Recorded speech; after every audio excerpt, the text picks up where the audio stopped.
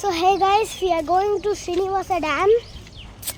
So it's just near to our house. It takes only 1 hour and it's 45 kilometers. So we are almost in there. So we could almost get there.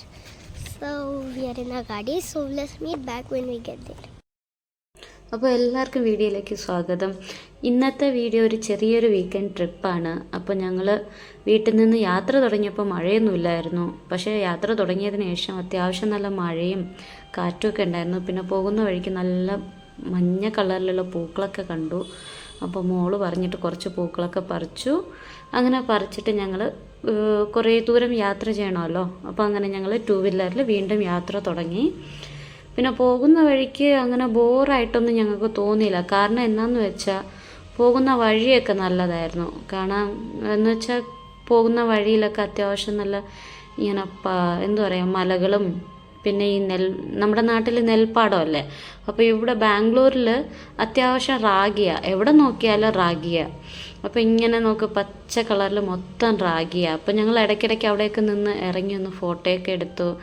പിന്നെ ഒക്ടോബറൊക്കെ ആയിക്കഴിഞ്ഞാൽ എല്ലാവർക്കും അറിയാം ബാംഗ്ലൂരിലത്തെ വെതറും നല്ല തണുപ്പാണ്. ഇപ്പോൾ പിന്നെ ഈ നന്ദി ഹില്ലിലോട്ട് പോകുന്ന വഴിയാണ് ഇത്. അപ്പോൾ നന്ദി ഹില്ലിലോട്ട് പോകുന്ന വഴിക്ക് വന്നിട്ടുള്ളവർക്ക് എല്ലാവർക്കും അറിയാമായിരിക്കും അത്യാവശ്യം നല്ല തണുപ്പാണ്.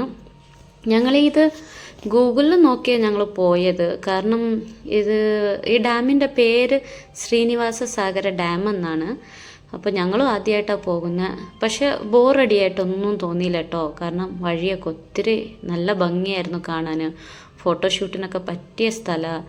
പിന്നെ ഈ വഴിയിലൊക്കെ വന്നു കഴിഞ്ഞപ്പോൾ നമ്മൾ നാട്ടിലോട്ടൊക്കെ പോകുന്നത് പോലത്തെ ഒരു ഫീലാണ് തോന്നിയത്. പിന്നെ വെതറും നല്ല വെതറായിരുന്നു. അപ്പോൾ വീഡിയോ ഇഷ്ടമാവുകയാണെങ്കിൽ എല്ലാവരും ലൈക്ക് ചെയ്യാനും സബ്സ്ക്രൈബ് ചെയ്യാനും ഷെയർ ചെയ്യാനും മറക്കരുത്. പക്ഷേ ഒരു കാര്യം എന്നാന്ന് വെച്ചാൽ ഇങ്ങോട്ടൊക്കെ വരുമ്പോൾ പറ്റുന്നതും വീക്കെൻഡിൽ ആരും വരാൻ നിൽക്കരുത്. വീക്ക് ഡേയ്സിൽ വരാൻ നോക്കുക. കാരണം എന്നാന്ന് വെച്ചാൽ ഞങ്ങൾക്കും അറിയില്ലായിരുന്നു. ഞങ്ങൾ ഈ ദിവാലി ഹോളിഡേ ആയപ്പോൾ ഒന്ന് പുറത്തോട്ട് കറങ്ങാമെന്ന് വിചാരിച്ച് ഇറങ്ങിയതാണ്.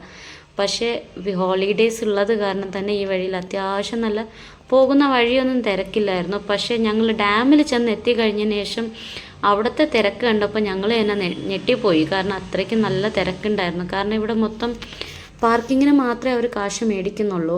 ബാക്കിയെല്ലാം ഫ്രീ ആണ്, ടിക്കറ്റൊന്നും ഇല്ല. പിന്നെ അവിടുത്തെ വില്ലേജിലെ ആൾക്കാരായതുകൊണ്ട് കുറച്ച് ഇച്ചിരി ഇങ്ങനെ റോഡൊക്കെ അറിയാമല്ലോ, വില്ലേജ് ആകുമ്പോൾ ഇച്ചിരി സ്ട്രിക്റ്റും കാര്യങ്ങളുണ്ടാവും. പക്ഷെ എന്നാലും അത്യാവശ്യം നല്ലതാണ്. പിന്നെ ഞങ്ങളിവിടെ വന്നപ്പോൾ നോക്കിയപ്പോൾ എല്ലാവരും ഇല്ല വണ്ടർലയിൽ കിടന്ന് കളിക്കുന്ന പോലെ നിന്ന് കുളിച്ചുകൊണ്ടിരിക്കുക.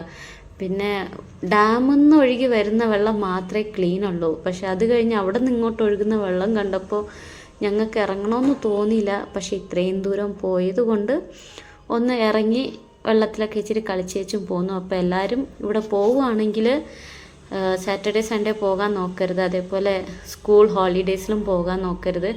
മൺഡേ ടു ഫ്രൈഡേ വീക്ക് ഡേയ്സിൽ ട്രൈ ചെയ്യുകയാണെങ്കിൽ കുഴപ്പമില്ല. അത്യാവശ്യം നല്ല സ്ഥലമാണ്. പക്ഷെ ഡാമിനേക്കാളും എനിക്ക് ഒത്തിരി ഇഷ്ടമായത് ഞങ്ങൾ വരുന്ന വഴികളാണ്. കാരണം വഴികളിൽ മൊത്തം നല്ല പച്ചപ്പും ഹരിതാപവും ഒക്കെ ഉണ്ടായിരുന്നു. പിന്നെ വെതറും നല്ല തണുപ്പായിരുന്നു. അപ്പോൾ ഒരു ലോങ് ഡ്രൈവൊക്കെ ആഗ്രഹിക്കുന്നവർക്ക് പറ്റിയ സ്ഥലമാണ്. അപ്പോൾ വീഡിയോ ഇഷ്ടമായാൽ ലൈക്ക് ചെയ്യുക, സബ്സ്ക്രൈബ് ചെയ്യുക, ഷെയർ ചെയ്യുക. താങ്ക്